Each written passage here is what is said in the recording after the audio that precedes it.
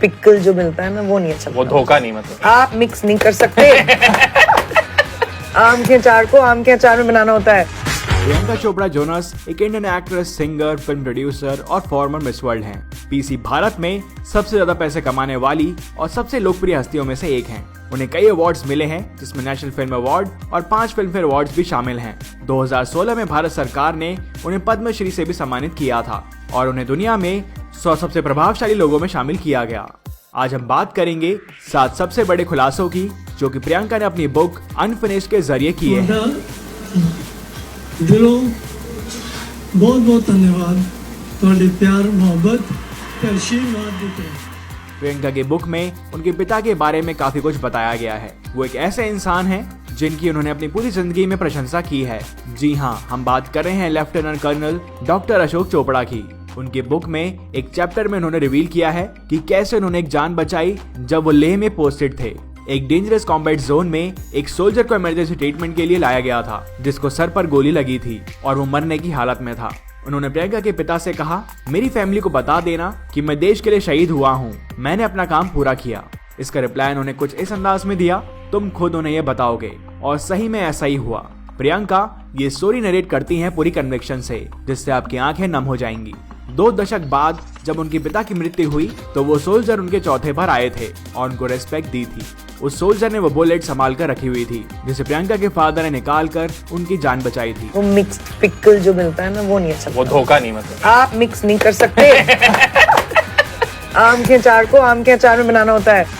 किसने सोचा होगा कि प्रियंका चोपड़ा भी हार्ट ब्रेक से गुजरी होंगी एज अ टीनेजर। उनका रिलेशनशिप एक बॉब नामक लड़के के साथ था जब वो सिर्फ 14 साल की थी। उसे अपनी अलमारी में छुपाने से लेकर अपनी फर्स्ट किस को काउच पर ऑलमोस्ट करने तक प्रियंका ने सब कुछ रिवील किया था। लेकिन बॉब वो लकी आदमी नहीं था, क्योंकि उसने प्रियंका का दिल तोड़ दिया था जब वो क्वींस चला गया। प्रियंका ने उसके बाद भी एफर्ट्स में कमी नहीं डाली। उन्होंने पोस्ट कार्ड्स लिखे, ईमेल्स भी, लेकिन बाद में उन्हें पता चला कि वो उनके बेस्ट फ्रेंड को डेट करने लग गया है।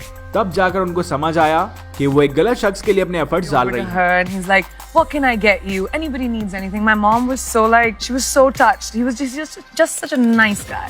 Like really, not for the camera. Priyanka के टेंट्रम्स की वजह से उनके घर वाले ने उन्हें बोर्डिंग स्कूल में भेज दिया था और इसके लिए शुरुआत में वो उनसे नफरत करने लग गई थी।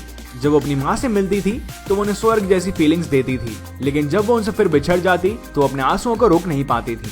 लेकिन बाद में उन्होंने ये भी एडमिट किया है कि उन्हें अपना स्कूल बाद में पसंद आने लग गया था और उन्होंने डिसिप्लिन रहना भी सीखा और काफी फ्रेंड्स भी बनाए जो उनके साथ सालों तक रहे। As a person, I'm not so insecure. So I felt like this was the right time to sort of delve into things before I change my mind and go back into my shell again. So I'm doing it this year. Priyanka के भाई सिड ने miss India pageant का add Femina में देखा और decide किया कि उनकी बहन को इसका पार्ट होना चाहिए।